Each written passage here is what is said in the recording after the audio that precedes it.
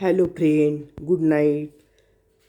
पिंपरी चिंचवडची बातमी तुम्ही ऐकलीच असेल.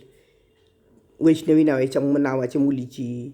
त्या मुलीला 51 तोळे सोनं दिलं, फॉर्च्युनर गाडी दिली, चांदीची भांडी दिली. तिला बापाने काहीही कमी केलं नाही. एवढं देऊनसुद्धा वैष्णवीने आत्महत्या का केली? पोरींनो, असं करू नका. तुम्हाला आईवडिलांनी फुलासारखं सांभाळलेलं असतं. तुम्ही आत्महत्या करून आईवडिलांना खूप मोठं दुःख देत आहे. माझी कळकळीची विनंती आहे, मुलींनो, असं टोकाचं पाऊल उचलू नका. त्यांचा प्रेमविवाह झाला होता.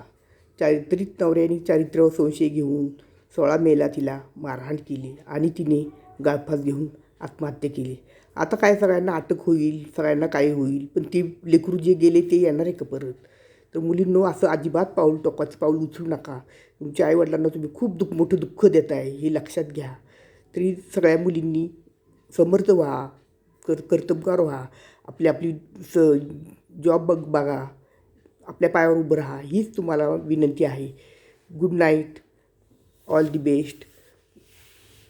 शेअर करा, सबस्क्राईब करा, लाईक करा. बघा, मला खूप वाईट वाटलं ती बातमी ऐकून. आज लेकरू एवढं लहानाचं मोठं केलं, वडिलांनी एवढं मोठं त्याला दिलं. त्या वडिलांचा आत्मा काय म्हणत असेल?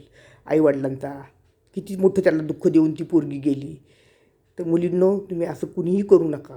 खूप तुम्ही टोकाचं पाऊल उचलताय, ते उचलू नका. थँक्यू.